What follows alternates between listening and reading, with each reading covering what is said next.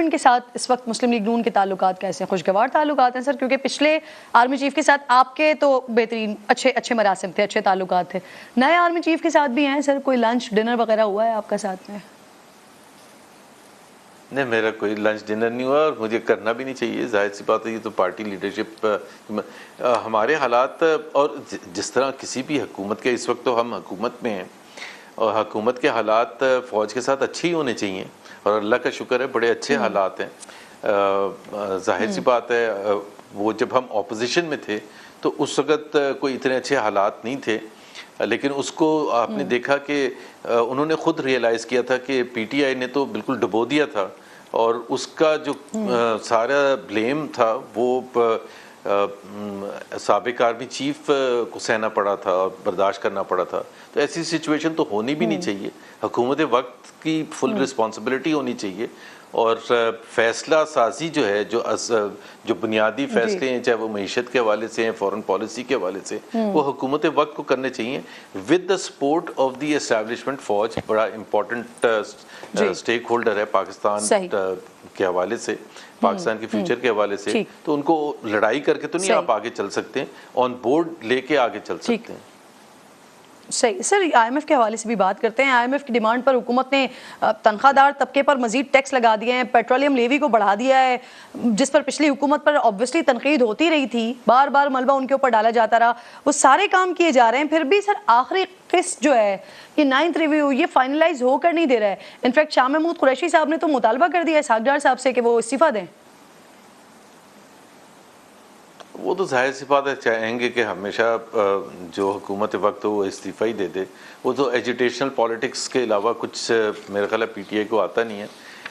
जहाँ तक ये 9th रिव्यू है, बिल्कुल ये इसमें सबके सामने है कि ये बहुत अरसे तक पिछले सितंबर अक्टूबर के बाद से ये स्टेलमेट रहा है और आईएमएफ की प्लीज़ किरण इस चीज़ की वजाहत करना बड़ा इम्पॉर्टेंट है कि इस दफ़ा क्यों इतना मुश्किल हुआ है कंपेयर टू द पास्ट। आखिरकार पाकिस्तान 23rd IMF प्रोग्राम है और एक IMF प्रोग्राम जो था 2013 से 2016, उसमें मैं इसहाक डार साहब के साथ शामिल भी था। 12 रिव्यूज़ हुए थे दुबई में और हर रिव्यू में मैं होता था। इतनी मुश्किलात नहीं थी और वो वैसे बाय द वे मैं बता दूं, वो वाहिद है 23 प्रोग्राम्स में जो सक्सेसफुली कंक्लूड हुआ था।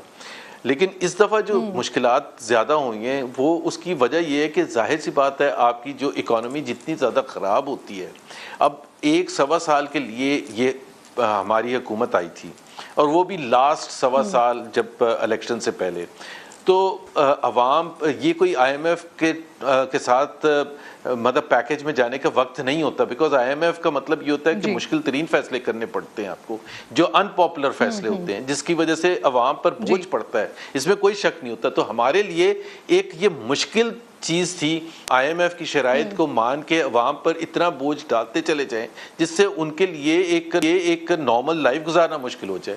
लेकिन एट द सेम टाइम हमें एक बैलेंस करना था कि एक तरफ आईएमएफ प्रोग्राम था, उसके शॉर्ट टर्म फ़वाइद भी हैं लेकिन उससे ज़्यादा उसके लॉन्ग टर्म फ़वाइद भी हैं और अवाम को हमारा समझाना फिर फ़र्ज़ है कि देखें ये एक मुश्किल वक्त है जिसमें हमें कौन चाहता है कि इलेक्शन से 2 महीने पहले आप वो मुश्किल फैसले करें, जैसे आपने टैक्स का जिक्र किया, टैक्स सैलरीड क्लास पर बढ़ा दें या दूसरी चीज़ें आप करें, जिस तरह पिछले 1 साल में पेट्रोल प्राइसेस बढ़ाई हैं, बिजली की प्राइसेस बढ़ाई हैं। कोई भी नहीं हुकूमत चाहती, not just in Pakistan, anywhere in the world. आप इलेक्शंस में जाते वक्त तो आप अच्छे चीजें करते हैं ताकि वो आवाम खुश हो और आपको ज्यादा से ज्यादा वोट मिले। जिस वक्त बजट पेश किया गया था तो उस वक्त तो कहा जा रहा था कि ये इलेक्शन बजट लग रहा है, लेकिन फिर ये मुतवातिर चीजें तब्दील हो रही हैं। इनफैक्ट उसमें एक ऐलान भी किया गया था कि $1 लाख लाने वाले से पूछा नहीं जाएगा, फिर उसके बाद वो वापस लिया गया है हुकूमत की तरफ से। तो ये आईएमएफ के मुतालबे पर वापस लिया गया ऐलान। देखिए, ये इसमें ये मेरा ख्याल है ना कहना कि ये गलत होगा।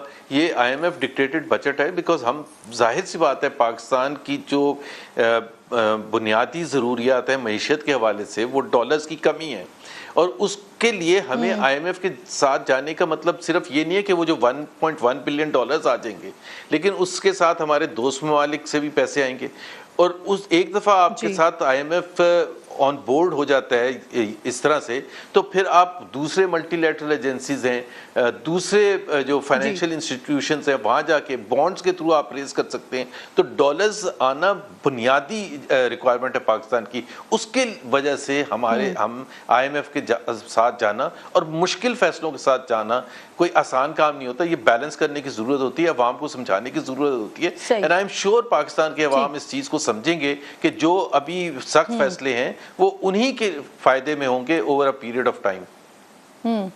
सही सर, आगे बढ़ते ही कि सिविलियंस के ट्रायल के खिलाफ जो 7 रुकनी बेंच को चैलेंज करने के लिए वजीर आजम शहबाज शरीफ साहब ने फरूक नसीम साहब को अपना वकील है, तो सर ये वकील किया गया है आप लोगों की तरफ से या दिया गया है?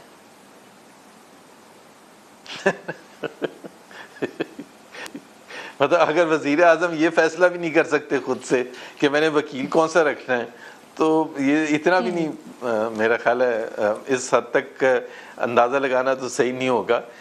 वो एक बहुत अच्छे वकील हैं और पहले भी बड़े बड़े केसेस पे उन्होंने बड़े बड़े लोगों को रिप्रेजेंट किया है।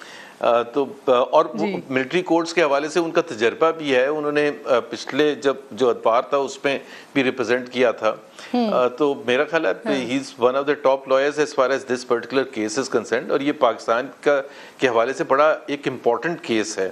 जाहिर सी बात है May 9 के जो इवेंट्स थे वो कोई छोटा इवेंट को तो ये वज़ीर आज़म की चॉइस पर सर ये ठीक ये केस को आगे लेकर चलेंगे वज़ीर आज़म साहब की चॉइस पर। सर ये फरमाइए कि इलेक्शन कमीशन को इंतखाबात की तारीख देने के इख्तियार में जो कानून साजी हो रही है, सदर के पास जो रहे सही चंद इख्तियारात हैं वो भी उसमें भी कमी हो गई है, तो आप नहीं समझते कि सदर का तो सिर्फ अलामती और